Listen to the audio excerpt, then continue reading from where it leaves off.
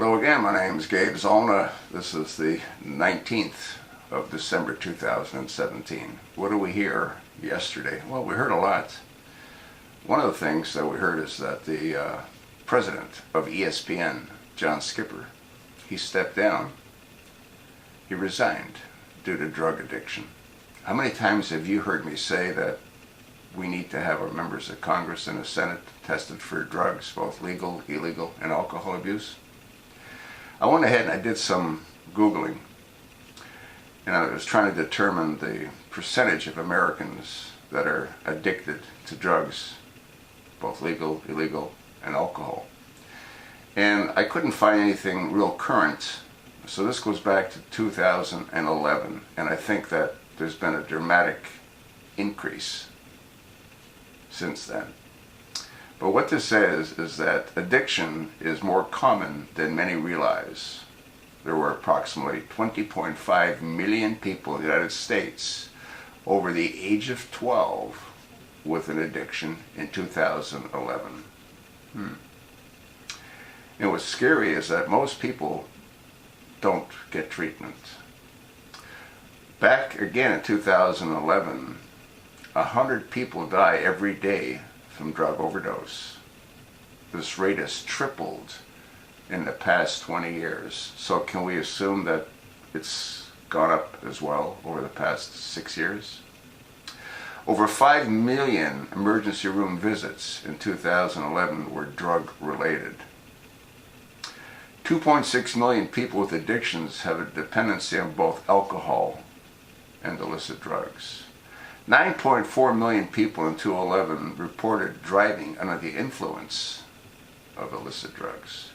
6.8 million people with an addiction have a mental illness. You mean like Nancy Pelosi? Or how about Maxine Waters, huh? Rate of illicit drug use is highest among those ages 18 to 25. Over 90% of those with an addiction began drinking, smoking, or using illegal drugs before the age of 18.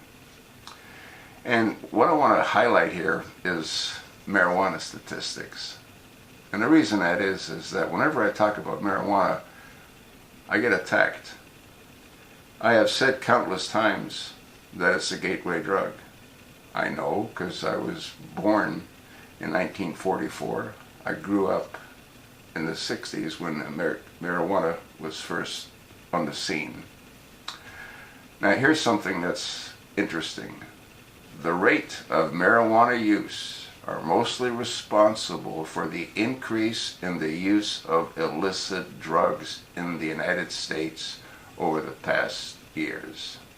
Let me repeat that. The rate of marijuana use are mostly responsible for the increase in the use of illicit drugs in the United States over the past years. Now, we've got our senators and our congressmen, and we've got local state senators that allow marijuana to be sold legally in, I think, 8 states now. You might want to rethink the use of legal marijuana. The rate of marijuana use are mostly responsible for the increase in the use of illicit drugs in the United States. What more do you need to know? Marijuana is the most common illicit drug used for the first time. Approximately 7,000 people try marijuana for the first time every day. This is back in 2011. Out of the 2.6 million people who have tried marijuana for the first time, over half were under the age of 18. The majority of youth aged 12 to 17 do not perceive a great risk from smoking marijuana. Marijuana had the highest rate of dependency out of all illicit substances in 2011. So, you might want to ask your local state representative if this is such a good idea. And then it goes on to cocaine statistics. heroin statistics, prescription drug statistics. You need to really ask yourself a question. Do you think that out of the 535 members in our Senate and Congress, none of them have issues of dependency? Because I sure as hell don't. Right, Nancy Pelosi? Huh? Right, Maxine Waters? And I'm not just trying to center them out. There's a whole lot that are screwed up. Folks, it's not going to happen by itself. Write to the White House, call the White House, email the White House.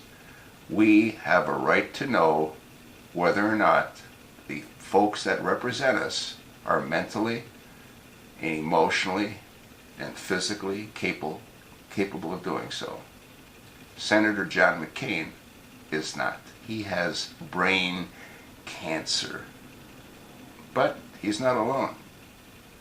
Many of them don't function properly due to drug abuse or alcohol abuse, and they are the lawmakers. Do your own research. And I'm really tired of people telling me that marijuana is not a gateway drug, when statistically it's proven to be exactly that. And these states that allow it don't give a squat about their citizens. All they care about is money. Thanks for listening. Do your own research. Don't just believe me.